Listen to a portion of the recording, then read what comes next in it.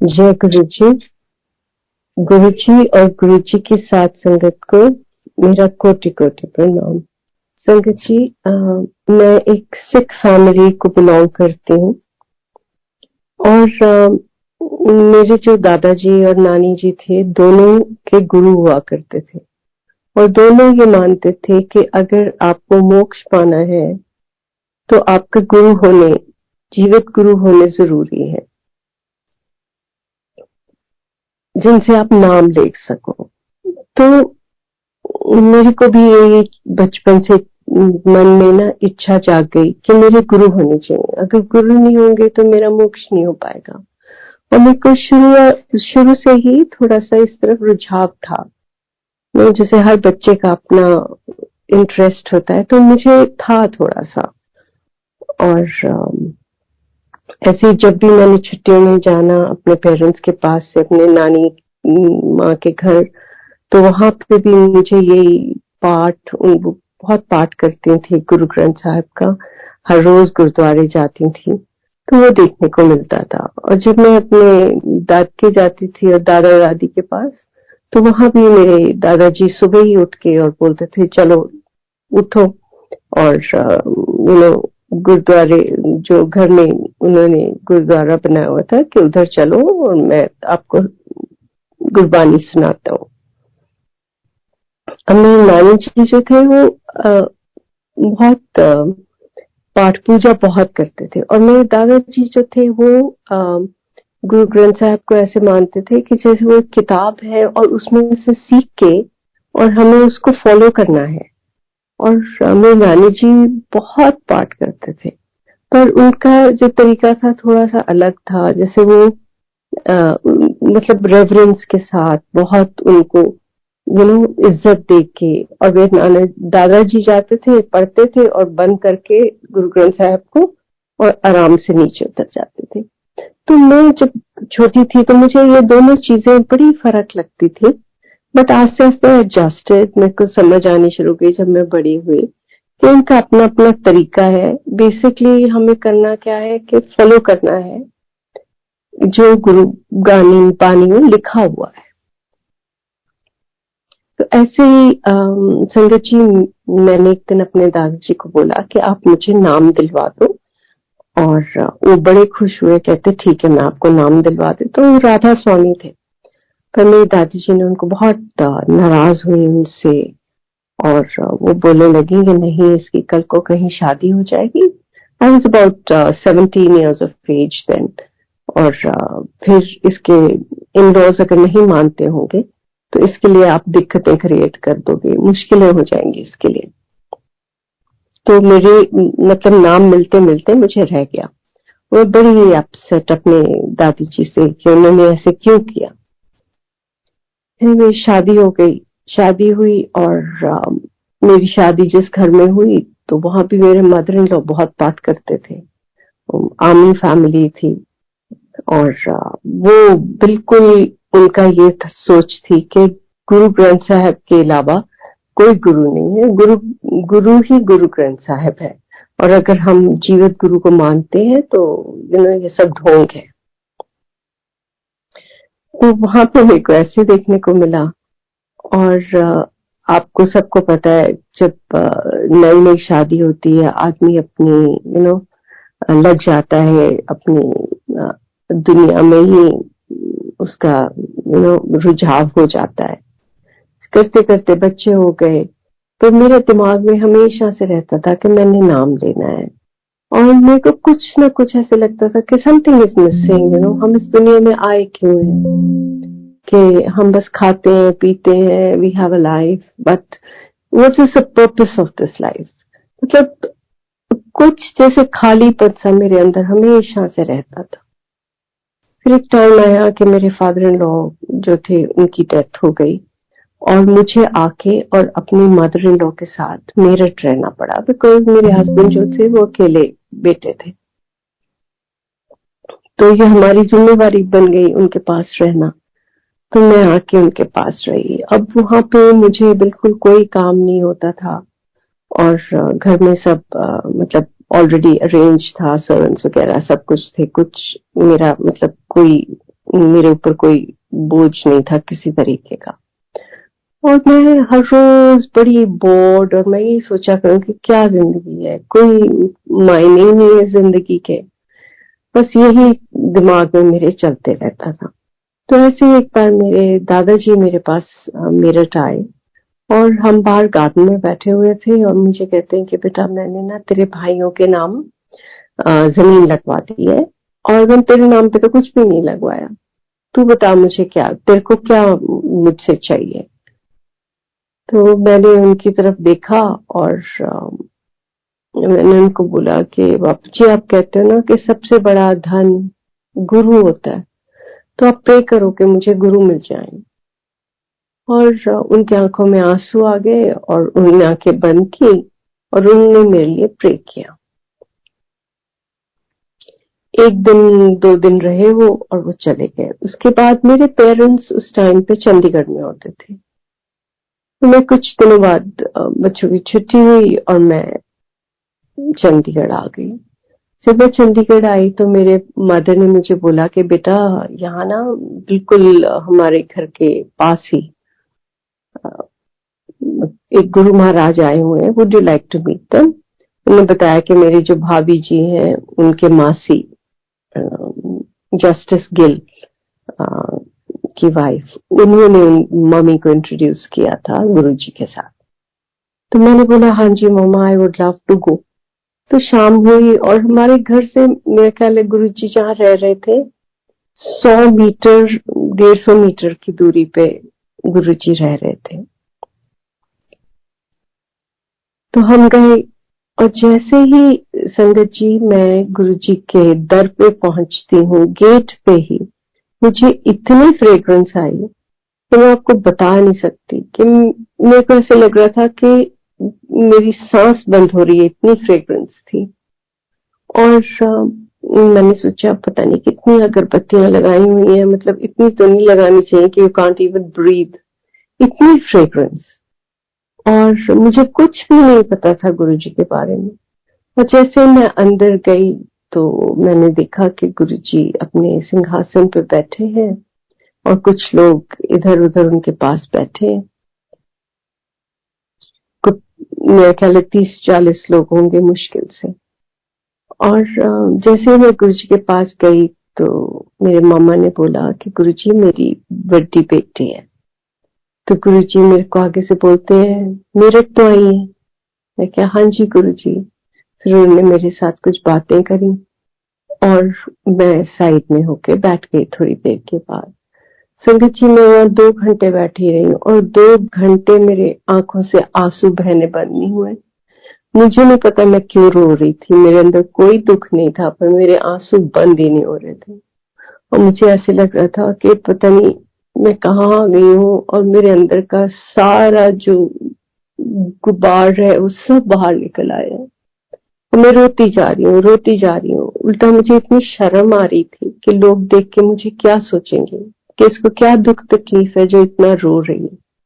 तो मेरे आंसू मेरे काबू में ही नहीं थे। उसके बाद लंगर का टाइम हो गया, हमने लंगर किया और हम वापस आ गए।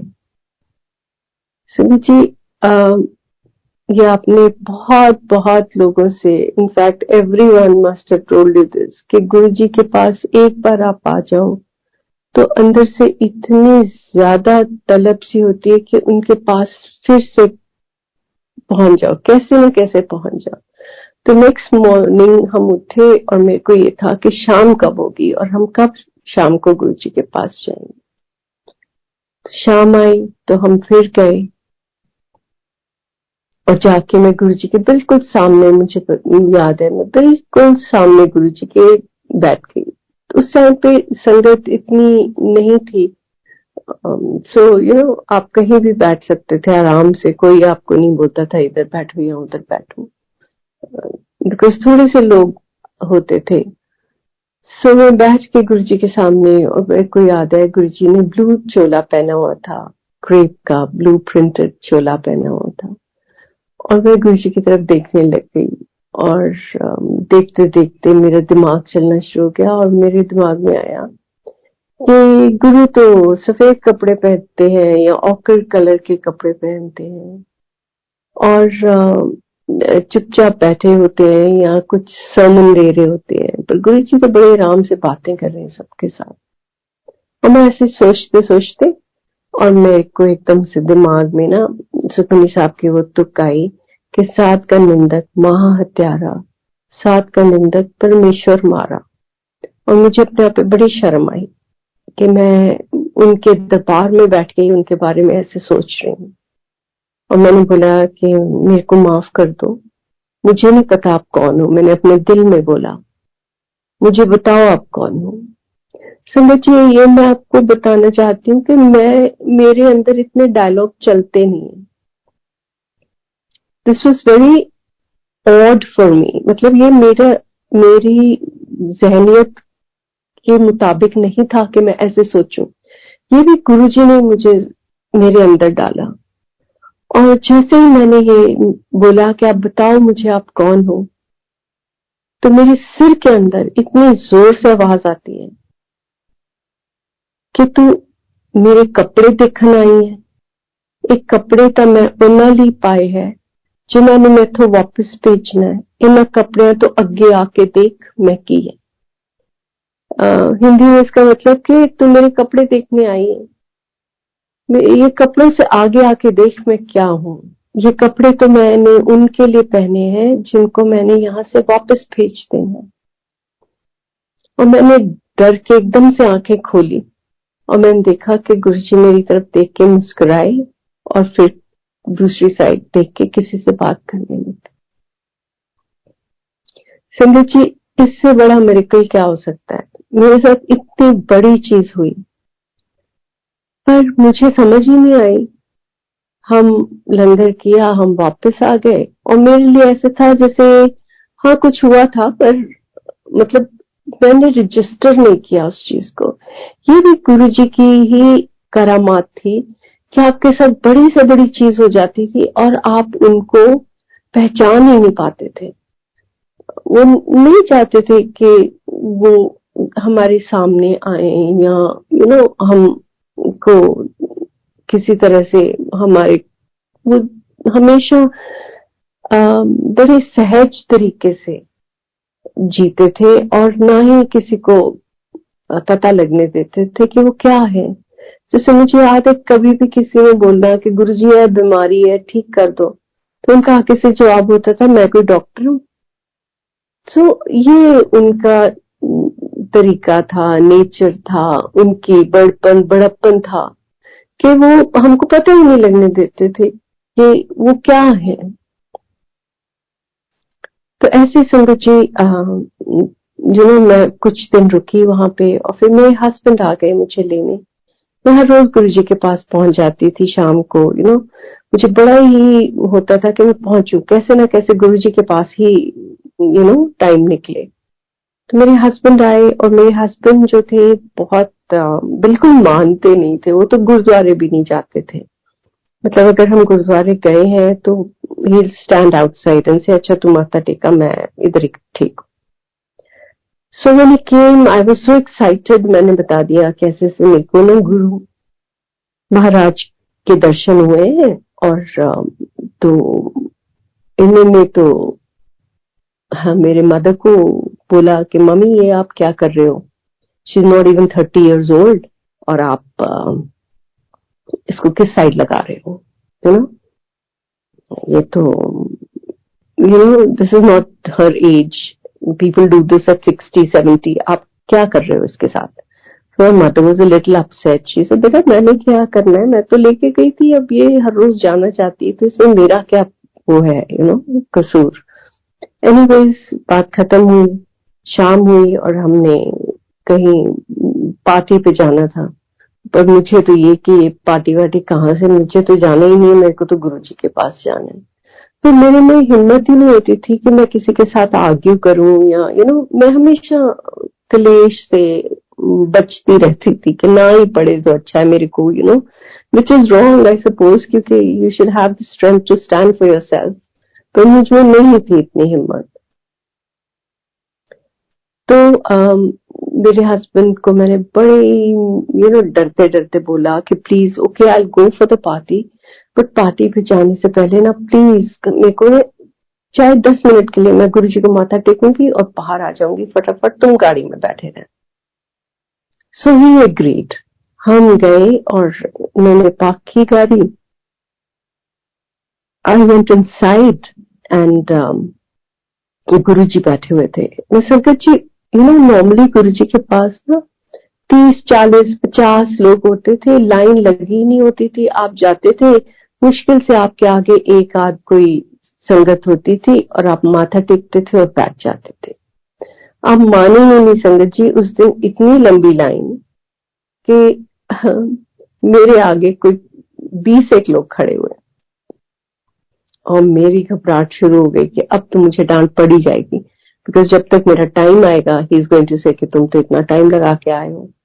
सो मैं वहां खड़ी रही और मैं प्रे करती रही। मैं कहा Guruji please call him, let him not shout at me, आप उसको भी इधर बुला लो, मुझे डांट ना पड़ जाए। और जैसे ही संगत जी मैंने मेरी टर्न आई और मैंने गुरुजी को माथा टेका और मैंने मुड़ के देखा तो पीछे he was standing, my husband was standing in the line. तो आप देखो कि गुरुजी हमारी छोटी से छोटी सबसे कहते हैं बेवकूफी वाली बातों को भी हम मान के और उनको भी पूरा कर देते। इन्होंने भी गुरुजी को देखा, ऐसे सरसा झुकाया थोड़ा सा और बैठ गए और मैं बैठी रही और सुनते रहे हम थोड़ी देर शब्द बानी। पर मुझे पूरा टाइम यही फिक्र, मेरी आंखें खुली कि अभी उठना है, ऐसे ही दिमाग में चल रहा है। थोड़ी देर के बाद I looked at him and I signalled to him. तो मेरे हस्बैंड ने बोला ठीक है, हम उठ गए दोनों। मैंने गुरुजी को माथा टेका और मैं आ गई। गुरुजी ने मुझे कुछ नहीं बोला कि तू कितने जा रही है या क्यों जा रही है, कुछ नहीं। एंड हम जैसे ही बाहर आए दोनों तो मेरे हस्बैंड ने बोला तू इतनी जल्दी क्यों उठ गई, हम बैठे रहते थोड़ी देर। सो ये था गुरुजी का कमाल बोलने, आप मेहर बोलने। उसके बाद संगत जी मैं मेरठ चली गई। अब मेरठ से दिनों में फिर गुरुजी जो थे एम्पायर स्टेट में आ गए। तो मेरठ से कई बार टैक्सी लेती थी अकेली और मैं एम्पायर स्टेट आ जाती थी सैटरडे को और रात अटेंड करके सत्संग और मैं फिर वापस चली जाती थी। So this is what I used to do. और एक मैं आपको बात बताऊं संगत जी, मुझे ना गुरुजी ने अपनी कई सारे स्वरूप दिए। मैं जब जाऊं गुरुजी मुझे एक स्वरूप दे दे और एक ही टाइप के 2 3 स्वरूप दे दें और मैं उन स्वरूप को लेके आऊं और डाल के एक फाइल में और मैं अपनी अलमारी में रखती जाऊं, डर के मारे कि अगर मैंने लगा लिया तो मेरे मदर इन लॉ क्या बोलेंगे। और मेरी मतलब आप सोच देखो हम लोगों की कि मेरे को याद है गुरुजी ने मुझे एक स्वरूप दिया जिसमें गुरुजी ने लाल चोला पहना हुआ है और गुरुजी ऐसे है जैसे कि वो आकाश में है। और मैं सोचूं कि ये वाला नहीं, मैं तो ना गुरुजी मुझे बहुत अच्छा सा देंगे ना मैं तब लगाऊंगी, है ना, बट मेरे में हिम्मत नहीं थी। और फिर गुरुजी ने मुझे अपने काले चोले में चेक का शॉल आपने देखा होगा, वो वाले 2 3 पकड़ा दिए, मैं लाके वो भी अंदर रखती है। तो मैं रियलाइज कि नहीं, मैं डर के मारे नहीं लगा रही हूँ। तो फिर मैंने फिर भी नहीं लगाए, वो सब फाइल में रखे मैंने। और मैं जब गुरु जी के पास जाती रही और I would go and I would feel very happy. But ऐसे टाइम निकलता गया और मेरे हस्बैंड की पोस्टिंग तब लेबनान में हो गई। जो मेरे हस्बैंड थे उनको पीने का बड़ा शौक था। आर्मी में सब पीते हैं, so he also used to drink and but it didn't suit him. और जब लेबनान में थे तो एक दिन मुझे कॉल आया कि ही इज नॉट वेल, उनकी तबीयत बहुत ज्यादा खराब है और उनको लिवर सिरोसिस हो गया है।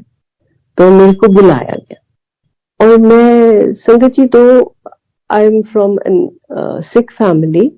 मेरे नानी जी पीछे से कुछ राजपूत कनेक्शन था उनका, तो मेरे को ना काफी हिंदुइज्म के बारे में भी मतलब पता था, और मेरे को शिव जी से पता नहीं क्यों बड़ा ही लगाव था, और मैं शिव जी के व्रत रखती होती थी। पर ऐसे था कि फैमिली में कोई कभी किसी ने नहीं बोला था कि तुम क्यों कर रहे हो, मत करो, कुछ नहीं। बहुत फ्रीडम थी हमें to choose and do what we wanted, कि जो भी हम करना चाहते थे किसी ने कभी रोका नहीं था। एंड स्पेशली शिवरात्रि का मैं व्रत रखती थी, तो जिस दिन मैं घर से चली उस दिन शिवरात्रि थी। और जब मैं पहुंची मेस में, जो दिल्ली में एक मेस था उनका, तो वहां पे वो ऑफिसर्स वगैरह थे 2-3, उन्होंने मेरे को बोला कि मैम आप खाना खाओ फिर चलते हैं गुरुजी के पास। मैंने कहा नहीं, मेरे को तुम गुरुजी के पास सीधा ले चलो। नहीं मैम, खाना खाओ फिर चलते हैं, यू नो। तो मैं ऐसे चाहती नहीं थी कि मैं इनको अपसेट सा करूं, सो मैंने कहा जितनी जल्दी खाऊंगी उतनी जल्दी ये मुझे लेके जाएंगे। तो उन्होंने प्लेट में डाल के मुझे दे दिया और मैंने खाना शुरू कर दिया। जैसे मैंने पहला गिराई ली तो आई रियलाइज कि उन्होंने तो मेरे को मीट दे दिया चावल में डाल के, और मैंने तो एकदम से प्लेट नीचे रख दिया। मैंने कहा ये मेरा व्रत तुम लोगों ने ना आज बर्बाद कर दिया, मुझे नहीं खाना, तो मुझे गुरुजी के पास ले चलो। संगत जी, ये जो यूनिट थी कुतुब मीनार के पास थी। अब आप देख लो कि वहां से एम्पायर स्टेट कितनी दूर है। अगर आपने देखा है तो बहुत दूर नहीं है, बिल्कुल पास ही है। और आप मानेंगे उस दिन मुझे, हम 2.5-3 घंटे घूमते रहे, मुझे गुरु जी का छोटा मंदिर नहीं मिला। मैं उनको डायरेक्शन दिखा ही नहीं पाई, और हम गोल गोल गोल गोल वहीं घूमते रहे और मुझे नहीं मिला गुरु जी का मंदिर। जब तक मिला तो मेरा ख्याल है 11 बज गए थे, और मेरी फ्लाइट थी नेक्स्ट मॉर्निंग अराउंड 5 o'clock। और जब हम पहुंचे तो सरप्राइजिंगली उस दिन गुरुजी अपने कमरे में जल्दी चले गए थे और कोई संगत नहीं थी। उस टाइम मेरा ख्याल है छोटे मंदिर में भी ना 9:30 तक सब खत्म होके और हो जाता था, गुरुजी चले जाते थे अपने कमरे में। तो जैसे मैंने जाके दरवाजा खटखटाया, दरवाजा भी बंद हो गया था, तो सुदामा बाहर आए। सुदामा ने, मैंने कहा सुदामा मेरे को गुरुजी से मिलना है। तो उन्होंने मेरे को बोला कि बहन जी गुरुजी तो अपने कमरे में चले गए हैं, अपनी मेडिटेशन में चले गए। मैं कहा सुदामा आप कुछ भी करो, मेरे को गुरुजी को मिलके ही जाना है, मैं ऐसे नहीं जा सकती। तो उन्होंने मुझे बोला कि गुरुजी तो सब जगह है बहन जी, आप यहाँ से ही प्रे कर दो। और मेरे अंदर इतना उतावलापन, मुझे लगे कि अगर मैं गुरुजी को नहीं मिल के गई तो पता नहीं क्या हो जाएगा, और गुरुजी को मिल लूंगी तो सब कुछ ठीक हो जाएगा। पर देखो सुदामा की सोच और मेरी सोच में कितना फर्क था, मेरी कितनी इमेच्योर और उनकी कितनी पहुंची हुई सोच थी कि गुरुजी सब जगह है। और मुझे ये था कि जब तक मैं गुरुजी के दर्शन नहीं करूंगी तो, और गुरुजी को बताऊंगी नहीं तो कुछ हो नहीं पाएगा। एनीवे मेरी इंसिस्टिंग से कुछ हुआ नहीं, मतलब मैं और बोल नहीं सकी उनको। जब उन्होंने मुझे ये बात बोली तो मैंने वहीं पे माथा टेका और रोते रोते मैं वापस चली गई। और जब मैं लेबनान पहुंची तो मेरे हस्बैंड की तबीयत बहुत ज्यादा खराब थी। मेरे को डॉक्टर्स ने बोला कि he will not last more than 3 months, and liver उनका बिल्कुल पैकअप हो गया है, उनको लिवर ट्रांसप्लांट की जरूरत है। ये 2000 की बात है। उन दिनों में लिवर ट्रांसप्लांट इंडिया में नहीं होता था, यूएस, इंग्लैंड ऐसी कंट्रीज में होता था, और उधर भी 2-2 साल की वेटिंग लिस्ट थी। सो कोई चांस ही नहीं था कि कुछ हो सकता। एनीवेज वहां से मैं उन दिनों, ये उनके बीमार होने से पहले ही पता नहीं क्यों मेरा ख्याल है ये परमात्मा ही आपको उस तरफ लगा देता है, मैं बहुत ज्यादा पाठ करने लग गई थी, बहुत ज्यादा। मतलब मैं दिन के 2-2 3-3 सुखमनी साहब के पाठ करती थी। एंड मैं वहां बैठ के उनके कमरे में और पाठ करती रही। मैंने बहुत पाठ किया उन दिनों मैंने। और यहाँ तक कि all the time I was remembering Guruji कि गुरुजी कुछ कर दो, गुरुजी कुछ कर दो, गुरुजी मेरे को बहुत ज्यादा अटैचमेंट थी, लगाव था अपने हस्बैंड के साथ।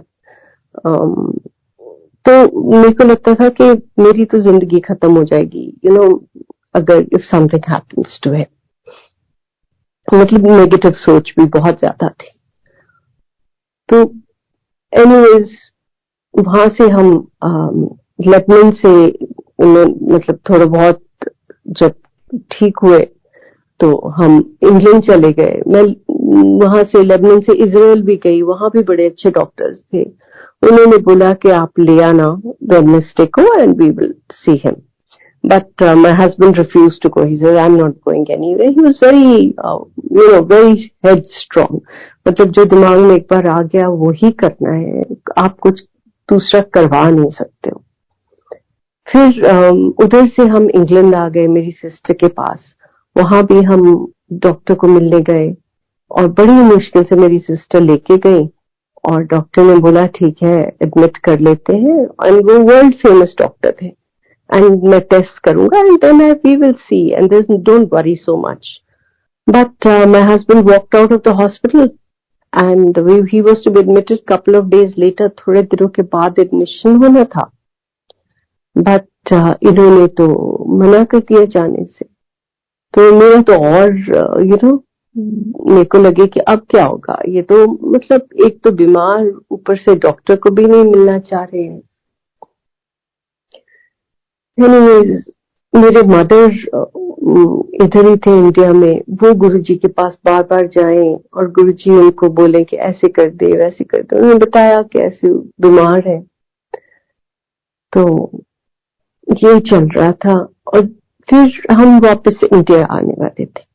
तो जब हमने आना था, क्योंकि इनकी ऑफिशियल फ्लाइट थी तो इनकी डेट मेरे से एक दिन पहले थी और मेरी अगले दिन फ्लाइट थी।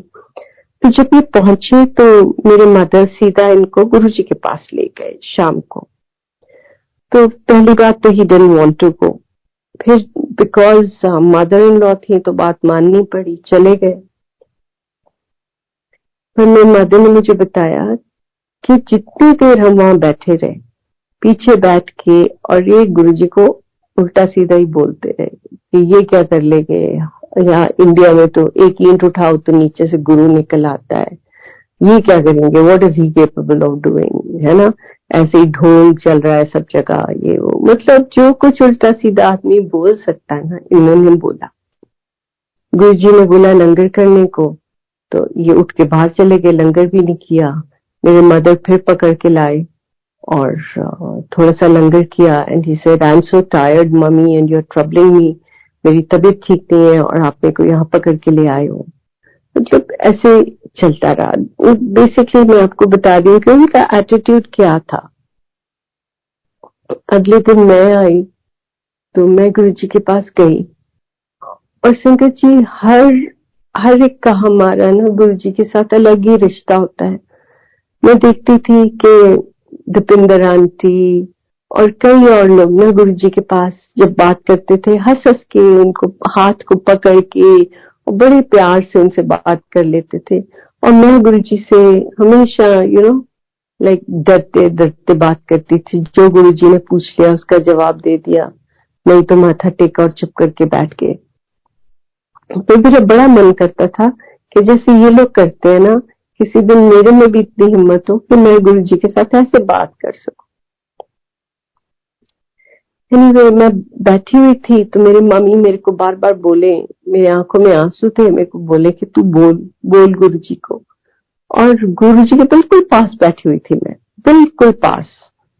और गुरुजी सुन भी रहे थे कि मेरे मदर मुझे क्या बोल रहे।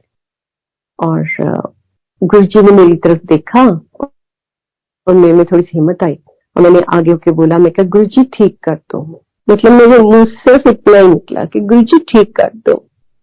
तो गुरुजी ने मुझे इतनी जोर से डांट के बोला ये तो नास्तिक है, मैं की कर सकता है दिली ना। और मैं डर के मारे ना पीछे होके बैठ गई और मैं रोने लग गई। तो थोड़ी देर तक तो मतलब about 3-4 minutes Guruji kept quiet, then he looked at me and उनका इतना नरम दिल था ना कि वो किसी किसी को भी दुखी नहीं देख सकते थे। मेरी तरफ देख के मेरे को बोलते इधर आ। मैं उनके पास गई तो उन्होंने मुझे कुछ बोला कि ऐसे कर ऐसे कर। अच्छा जी। एंड मैंने किया। सिंस यूनिट दिल्ली में थी तो हम दिल्ली में ही रह रहे थे और मतलब मैं उनको छोड़ के मेरठ नहीं गई, दिल्ली में उनके साथ थी। तो मैं हर रोज गुरुजी के पास शाम को पहुंच जाती थी। और संगत जी मैं उस टाइम पे ना मतलब इतनी डरी हुई, इतनी सहमी हुई और इतना ज्यादा मेरे अंदर कलेश सा था ना, मतलब कोई पीस ही नहीं था अंदर।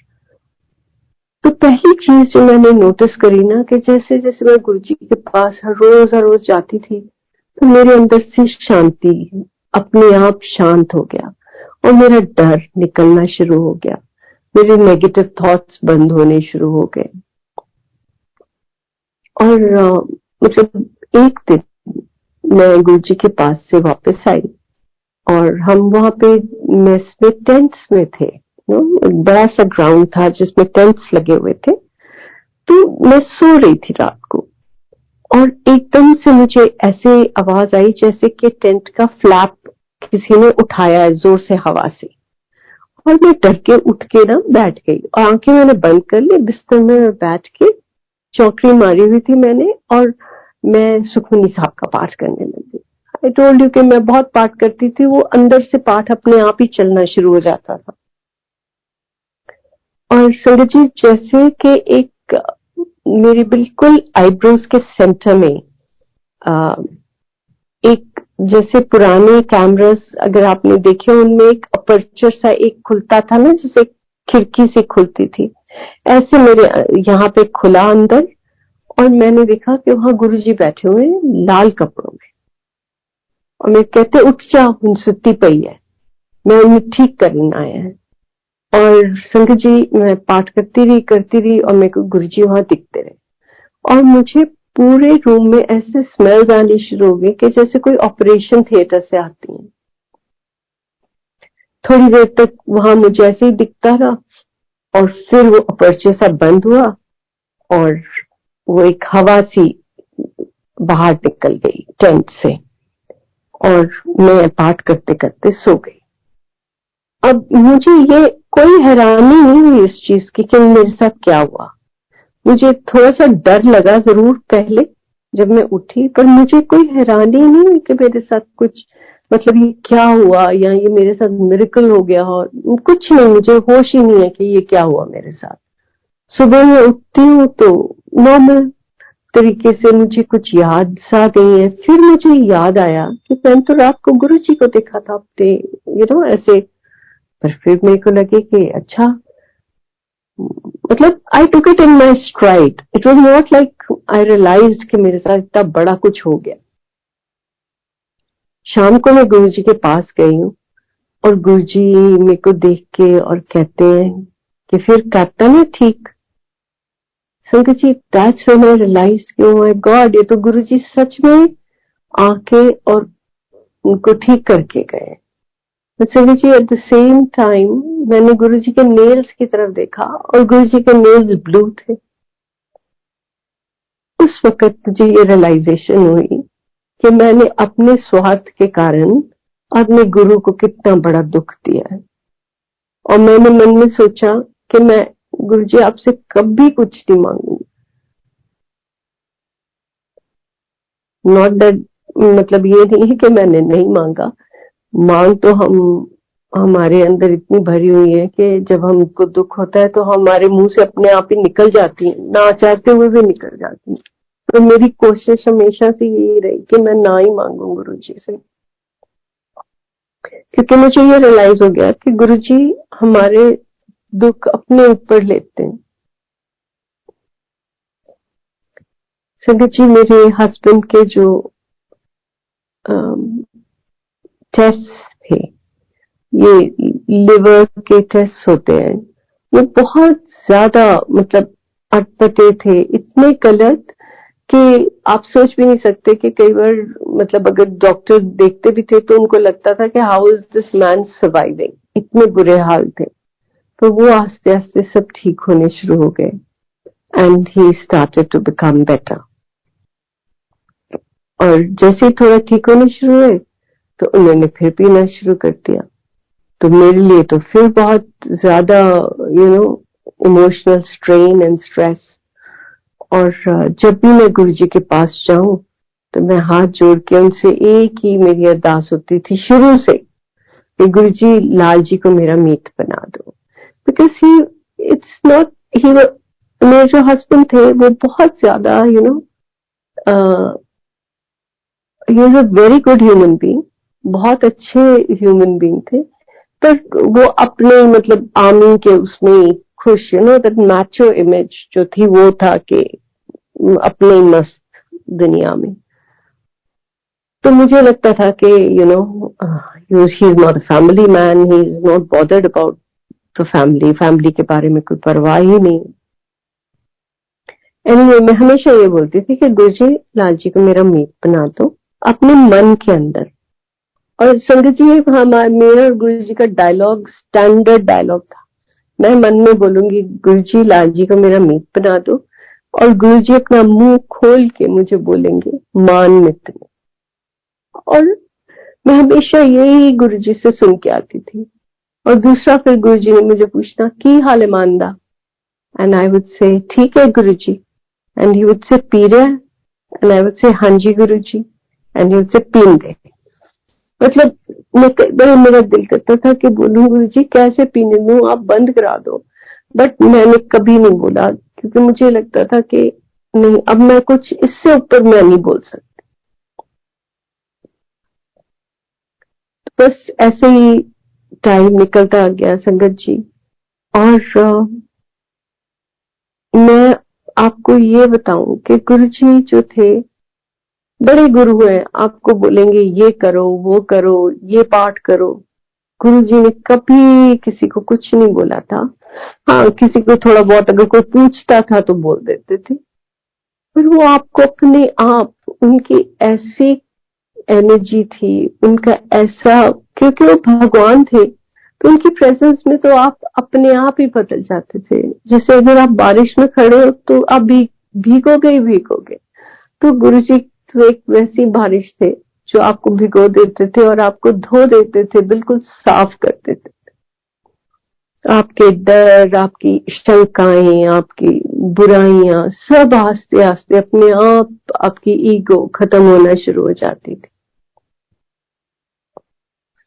समझी, मेरे हस्बैंड वर्बली नहीं मानते थे कि मैं, अगर हमने बोला तो कहना नहीं, मैं नहीं मानता, बट असल में मानने लग गए थे। तो ऐसे एक बार हम दोनों आए गुरुजी के पास, और गुरुजी ने, मेरे को याद है कि गुरुजी ना साइड बोर्ड पे, जो छोटे मंदिर में साइड बोर्ड पड़ा था किचन की वॉल के साथ, इनटू द डाइनिंग हॉल, उस पे बैठे हुए थे। और जैसे ही मेरे हस्बैंड ने माथा टेका, गुरुजी ने हाथ अपना हवा में किया और प्रसाद, गरम सचखंड का प्रसाद लाके उनके हाथ में रख दिया और उन्होंने मुंह में डाल दिया। सो ये तो गुरुजी के लिए बहुत छोटी चीजें थी। ऐसे ही संगत जी, मैं आपको बताना चाहूंगी 3-4 इंसिडेंट्स जो मेरे साथ हुए, मेरी प्रेजेंस में हुए। इंसिडेंट्स तो बहुत हैं, पर ये मेरे ऊपर मतलब they left a mark on me. एक बार ऐसे एक लेडी आई और वो 60-65 इयर्स ओल्ड होंगी, और आई रिमेम्बर कि वो पहली बार शायद गुरुजी के पास आई थी, और उनके हाथ में एक पैकेट था। तो सब संगत तब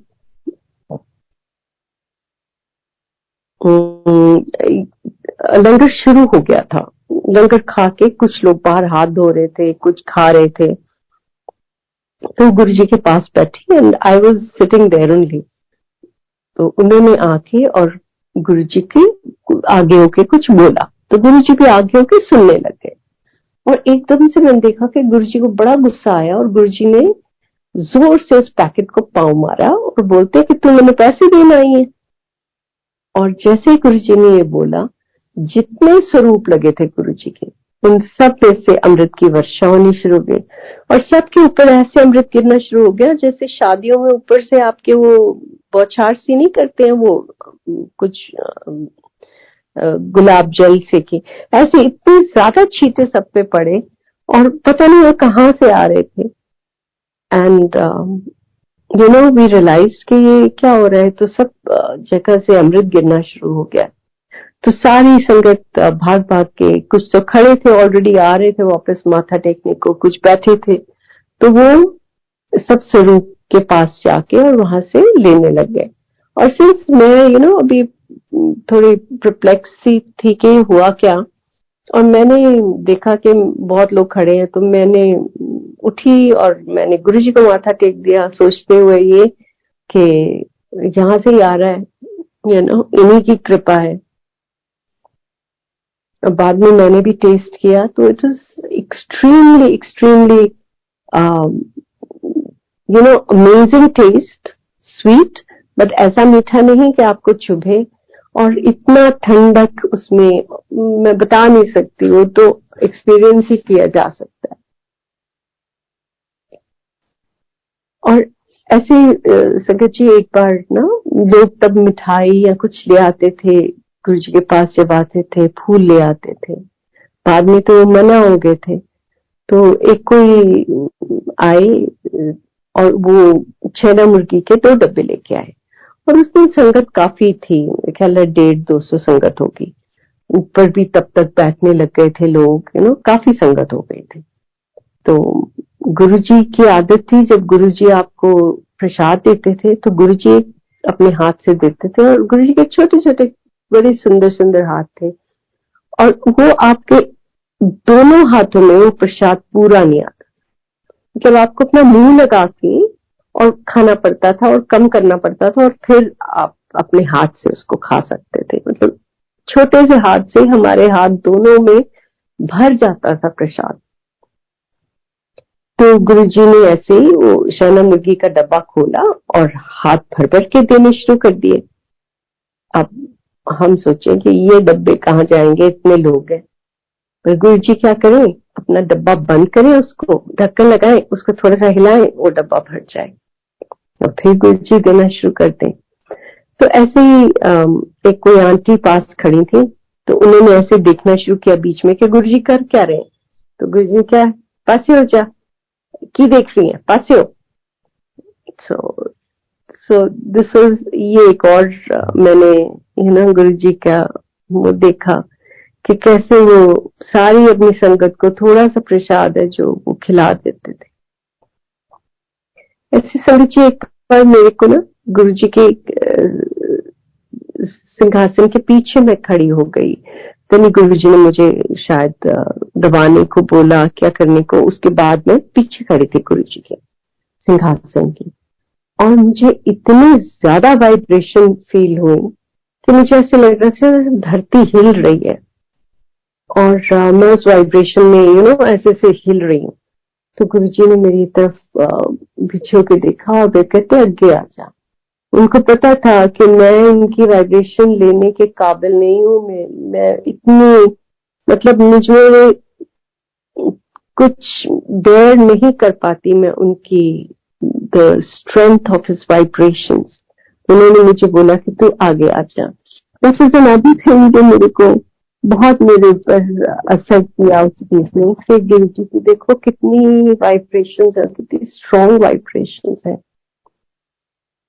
ऐसे समझिए मैं ना आई वाज वर्किंग, तब तक हम अम्बाला आ गए थे, तो मैं अम्बाला से गुरु जी के पास ऐसे सैटरडे को आ जाती थी, मतलब हर सैटरडे तो नहीं पर डेफिनेटली महीने में 2 बार जरूर आ जाती थी। तो जब मैं अम्बाला में थी तो मेरे जितने कोलीग्स थे उनको मैंने गुरुजी के बारे में बताना शुरू कर दिया, और ऐसे ही हम लोग एक बारी जब अपने वर्क प्लेस में थे, मुझे वहां पे भी गुरुजी की इतनी फ्रेग्रेंस आई और मैंने उनको बताया, देखो आपको फ्रेग्रेंस आ रही है, ये गुरुजी की फ्रेग्रेंस है। देखो उनको भी गुरुजी की फ्रेग्रेंस आई। उसके बाद उनमें भी बड़ी इच्छा जागी कि हमको भी गुरुजी को मिलना है। So they said, ma'am please take us to your guru. तो हमने डिसाइड किया और ऐसे ही 2-3 हम वैन्स लेके and we came to Guruji, you know. And जब हम पहुंचे तो एक लड़की ऐसी थी उनमें से जो बड़ी दुखी थी, मतलब उसके हस्बैंड के साथ बहुत ज्यादा इन लॉज एंड हस्बैंड्स का प्रॉब्लम चल रही थी। और मैं उसको बार बार बोलती थी, तो why are you stuck here, आप जाओ अपने पेरेंट्स के पास, हर रोज पुलिस की ये कहीं कुछ हो रहा था घर में जो बिल्कुल भी मतलब होना नहीं चाहिए, बट वो उससे निकल ही नहीं पा रही थी। तो मैंने उसको बोला, मैंने कहा कि आप ना गुरुजी को अपनी प्रॉब्लम बताना और जरूर गुरुजी मेहर करेंगे आप पे। और वो साईं बाबा की बहुत भक्त थी। तो जब हम पहुंचे वहां पे और मैंने माथा टेका तो गुरुजी मेरे को बोलते हैं, फिर आज ट्रक भर के ले आई। और मैं नॉर्मल जैसे हाँ जी गुरुजी, और मैं बैठ गई।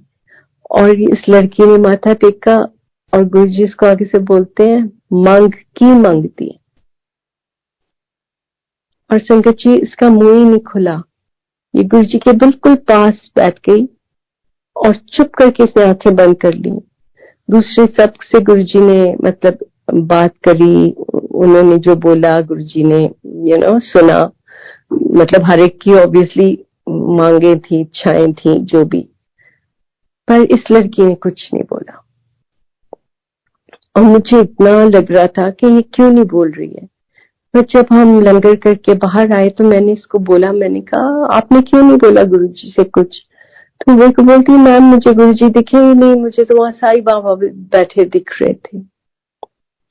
सो गुरुजी आपको उस रूप में दर्शन देते थे जिसमें आपका बिलीफ था। तो उनका बड़प्पन देखो आपको कि वो उसी रूप में आपके सामने आ जाते थे। सो एक बार ऐसे ही संगत जी मेरे मदर गुरुजी को, उनको पता था कि गुरुजी को साग और मक्की की रोटी बहुत पसंद है। तो वो मेरे को बोलते होते थे हमेशा कि तेरी मेड बड़ी अच्छे मक्की की रोटियां बनाती, बेटा तू मक्की की रोटियां बनवा और मैं चंडीगढ़ से साग बनवा के लाती हूँ and then we'll take it to Guruji. तो हम ऐसे एक बार साग और मक्की की रोटी गुरुजी के पास लेके आए। और संगत जी ये पहले की बात है जब संगत इतनी ज्यादा नहीं होती थी। तो मम्मी ने एक 80 रोटियां बनवा ली और साग 2.5-3 किलो साग होगा। और हम लेके पहुंचे और उस दिन तो बस बहुत ही ज्यादा संगत, पूछो ही ना। तो अब मम्मी को शर्म सी आई कि अब मैं क्या करूं, तो गुरुजी बोलते हैं कि भाई पंजाब तो साग आया है, ते मक्की दी रोटियां है, खिलाओ सबने। और मेरी माता को ये लगे कि अब तो बहुत गलत हो गया, मैं इतना कम लेके आई हूँ, ये तो पूरा ही नहीं पड़ना किसी को।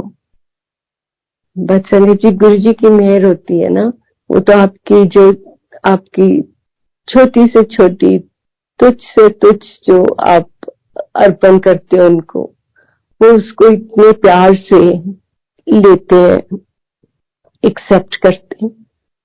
समझ जी आप माने ही नहीं, सबको 2-2 रोटियां और जिसको और चाहिए थी उसको और भी दी गई और वो खत्म ही नहीं हुई और साग भी पूरा आ गया। और ये थे गुरुजी कि वो आपकी छोटी से छोटी इच्छा को अपने सर माथे पे रखते थे। आपका थोड़ा सा भी प्यार जो है उसको इतनी ज्यादा उसको अपना एक्सेप्टेंस देते थे और उसको खुशी से लेते थे। ऐसी संगत जी बस बहुत सारी गुरुजी की मेहरें हुई, बहुत बहुत मेहरें हुई। चूंकि आदमी बोल क्या क्या बताए, कुछ हमें को दिखती हैं और कुछ हमें दिखती नहीं है। वो हमारे इतने दुख अपने ऊपर ले लेते हैं बिना बताए और हमें पता भी नहीं चलता। तो मैं जब गुरुजी का पता चला कि गुरुजी ने अपना चोला छोड़ दिया है, संगत जी, पता नहीं मुझे क्या हुआ कि मुझे बिल्कुल ही रोना नहीं आया। मुझे ऐसे लगता था कि नहीं, गुरुजी तो कहीं नहीं गए, गुरुजी तो यही है। और मुझे याद है कि हम वहां सामने गुरुजी के बैठे हैं और गुरुजी का वहां पे ये देह पड़ी हुई है और मेरे को रोना ही नहीं आ रहा है। इतनी संगत रो रही है, कई कुछ हो रहा है वहां पे, and I am just looking at him and thinking that he is there, he is not gone anywhere and how can he go. पर हमेशा मन में यही बात आती थी कि वी आर सो लकी कि हमारे इतने यंग गुरु हैं कि चलो हमारी जिंदगी तो निकल ही जाएगी। बट कुछ पता नहीं होता ना। देखो गुरुजी कितनी जल्दी हमें छोड़ के और चले गए। समझी, फिर जैसे जैसे टाइम निकलता जाता है, कई बार हम ह्यूमन बीइंग्स हैं, हमें शंका होनी शुरू हो जाती कि गुरुजी हैं भी कि नहीं हमारे आसपास। तो ऐसे ही मुझे याद है कि एक बार मैं गुरु पूर्णिमा की बात है और मेरे ख्याल ये 2018 की गुरु पूर्णिमा थी और मैं और मेरी बेटी हम गए बड़े मंदिर। जब हम बड़े मंदिर पहुंचते हैं तो इतनी ज्यादा भीड़, आपको पता ही कितनी भीड़ होती है फंक्शंस पे। और हमारे को गंदी आदत थी कि गुरुजी के पास जाओ, सीधा गुरुजी को मत्था टेको और बैठ जाओ। तो इतनी भीड़ ना, हम को ऐसे लगता था कि ये कहाँ, अब कैसे बेयर करें इसको, कैसे इतने देर बैठे रहे, गंदी आदतें पड़ी हुई। तो काफी देर वेट करना पड़ा, कभी एक पंडाल में, फिर दूसरे में, फिर वहां से निकल के आगे आए, माथा टेका और जैसे ही अंदर आए तो ऑब्वियसली वो जो सेवक थे उन्होंने बोला शुरू कर दिया, जल्दी करो आंटी, जल्दी करो आंटी, कोई खड़ा ही ना होने दे, मतलब there is a line which is passing by और आप माथा भी नहीं टेक पा रहे हो। तो मेरी तो आंखों में आंसू आ गए और मैंने कहा गुरुजी हूं मैं थोड़े कोल नहीं आ सकती, मैंने तो इतने थोड़े कोल कोई खड़ा भी नहीं होने देता, ऐसे क्या आपके पास मुझे कोई खड़ा भी नहीं होने दे रहा है, मैं आपके पास क्या हूँ, आप ही अब मेरे पास आया करो, मैं नहीं आ सकती यहाँ। संगत जी मैं बाहर निकलती हूँ और वहां पे एक सेवक अंकल मेरे को बोलते हैं, आंटी आपने अंदर बैठना है? एंड आई सेड हाँ जी। And he took me back inside और बिल्कुल वो जो कॉर्डन किया होता है ना, वो उन्होंने वो रोप सी खोली और जहां वो शिव जी की मूर्ति है मुझे वहां बिठा दिया। और मैं वहां बैठ के और गुरुजी से थोड़ी देर मैंने बातें करी और फिर मैंने कहा गुरुजी आई एम वेरी सॉरी, देखो मैं कितनी नालायक हूँ कि मैं आपसे इतनी छोटी छोटी बातें मांग लेती हूँ, but thank you very much कि आपने मेरे को ये बता दिया कि आप मेरी अभी भी बात मेरी सुनते और मेरे आसपास ही हो। ऐसे ही संगत जी एक बारी ना मैंने कोई कार लेनी थी and we were going on a holiday. तो पैसे हमने ना एक एजेंसी को दे दिए कि वो हमारे लिए सारे पेपर वर्क करके और गाड़ी लेके रखेंगे। और मतलब हमने जुलाई में वापस आना था, जुलाई अगस्त में, और हम जून में गए थे। तो इन्होंने सारे पैसे ले लिए और जब हम अगस्त में वापस आए तो हम बोले कि गाड़ी थे तो ये तो कुछ मतलब अता पता ही नहीं है, आज कल करते इन्होंने 4-5 महीने निकाल दिए। And then finally we realise कि ये तो फ्रॉड है और हमारा पैसा इन्होंने मतलब ले लिया है, but they are not going to do anything. तो then I went to Delhi and ये दिल्ली की एजेंसी थी, फिर मैंने जाके और वहाँ हाईएस्ट जो पुलिस ऑफिशियल्स हैं, कोई कांटेक्ट था हमारा, कोई रिलेटिव्स, मतलब उनके बहुत अच्छे क्लोजेस्ट फ्रेंड्स थे, he was also a police officer. तो वो उनके थ्रू उनसे मिले और बात की और उनके फिर ये प्रोसेस शुरू हुआ। बट समहाउ जब वो नीचे एसएचओ के लेवल तक पहुंचता था, वहीं पे काम खत्म हो जाता था और वो रिपोर्ट कर देते थे कि हाँ जी कर रहे हैं, बस ऐसे ही काम चलता गया। और मैं जब बोलूं कि एफआईआर फाइल करिए, तो वो बोल दे कि नहीं नहीं मैम, एफआईआर करने की जरूरत नहीं है, आपने एप्लीकेशन दी है। तो मुझे समझ आ गई कि ये कुछ सही सा नहीं चल रहा है, there is something weird going on here. तो मैंने एफआईआर फाइल कर दी और फाइनली डिसाइड कर लिया कि इट्स ओके, क्योंकि जो आई एम सॉरी टू से लग रहा था कि जैसे पुलिस की उनको सपोर्ट है उस एजेंसी को। तो उसके बाद मैं भूल गई, मैंने कहा चलो ठीक है, जो मंजूर होएगा परमात्मा को, पैसा ही है, ठीक है कोई बात नहीं, अब क्या कर सकते हैं, गलती हो गई हो गई। तो बच्चे मुझे बहुत तंग करने लग गए, तंग मतलब छेड़ने लग गए कि mummy you are really foolish, मतलब आप बिना सोचे काम कर लेते हो, you should think before you do it. But ऐसे छेड़ना, जब देखना तब छेड़ने लग जाना। तो इसलिए मेरे सन इन लॉ आए और उन्होंने मुझे बोला, अच्छा मामा पैसे मिल गए आपके, ही न्यू के नहीं मिले, बट वो जान के। तो मेरे रूम में गुरु जी की स्वरूप लगा हुआ है, तो मेरी आंखें गुरु जी के स्वरूप की तरफ गई और मैंने मन में बोला कि मैं कहा देखो गुरु जी, हुन तो मैनू ने बच्चे भी मजाक करने लग गए हैं, पर चलो ठीक है। असल में जी अगले दिन ही मुझे कॉल आता है पुलिस स्टेशन से कि मैम मंडे को आप आ जाएं और आपके पैसे आप कोर्ट से आके ले जाएं। अब मैंने कुछ भी नहीं किया और ये प्रॉब्लम सॉल्व हो गई। किसी और ने उनके ऊपर केस किया, उनको पुलिस ने पकड़ के, एंड द जज said that he should be put behind bars, और उनको बेल के लिए उनको हमारे को पैसे देने थे, अगर वो हमें पैसे नहीं देते तो उनको बेल नहीं मिलती। तो इस तरीके से मेरी गुरुजी ने 1 मिनट में बात सुनी,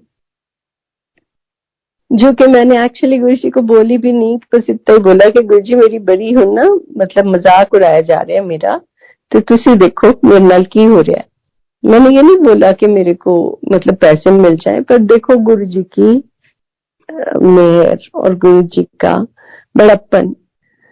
सो संगत जी, गुरुजी हमारे अंग संग हैं, हमेशा हमारे साथ हैं, हमें नहीं पता लगता।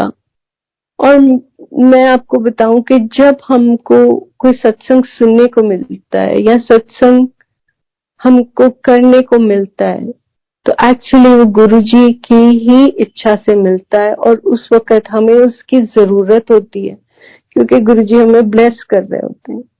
और यही ब्लेसिंग्स हैं जो हमें हमारे कई दुख काटती हैं, हमें स्पिरिचुअली एलिवेट करती हैं। और हमें कुछ करने की जरूरत नहीं पड़ती, बस गुरुजी एक ही बात बोलते थे कि be happy and be good, मतलब अच्छा बनो, किसी को दुख ना दो, किसी की चुगली ना करो, किसी की बुराई ना करो, कोई गलत कर्म ना करो, और खुश रहो।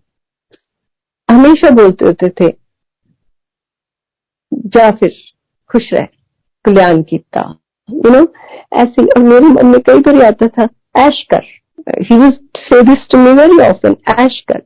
और मेरे को लगता था मैं क्या ऐश करूं यार, I have a husband who is drinking, and मतलब मैं इतना, I love him so much and he is ruining his life, मेरी ऐश यहाँ कहाँ है। बट उनका कहने का मतलब बाद में समझ आता है कि ये दुनिया है, इधर बहुत कुछ होगा, बहुत अप्स एंड डाउन्स होंगे, पर तुम ऐश करो, तुम खुश रहो, तुम अपने आप को अपबीट रखो, अपने आप को नीचे मत होने दो, पॉजिटिव रहो। ये मेरे को तो ये समझ आया कि गुरुजी हमेशा ये कहते थे कि बी ऑप्टिमिस्टिक, बिकॉज अगर हम ऑप्टिमिस्टिक होंगे तो हमारे साथ अच्छा होगा, अगर हम रोते रहेंगे, नेगेटिव होंगे, तो हमारे साथ वैसा ही होगा। संगत जी, आप गुरुजी से जुड़े हुए हैं, गुरु जी की आप पे बहुत बहुत मेहरें हैं, कुछ दिखती हैं कुछ नहीं दिखती, बट एक बात याद रखें, गुरु जी आपके अंग संग हैं, 24 घंटे आपके अंग संग हैं। एक बार आप गुरु जी के साथ जुड़ गए हो तो आपकी बाजू गुरु जी ने पकड़ ली है। अब जल्दी आहिस्ता जैसे भी गुरु जी हमें पार लगाएंगे ही लगाएंगे। जय गुरु जी। थैंक यू संगत जी कि आपने मुझे ये मौका दिया। थैंक यू विक्रम जी, आपने मुझे इस प्लेटफॉर्म पर बुलाया और मेरे को और संगत को गुरु जी की ब्लेसिंग्स का लेने के काबिल बनाया। Thank you very very much. बहुत बहुत मेहरबानी। शुक्राना मालिक तेरा, सब पे मेहर रखे। Thank you. जय गुरु जी।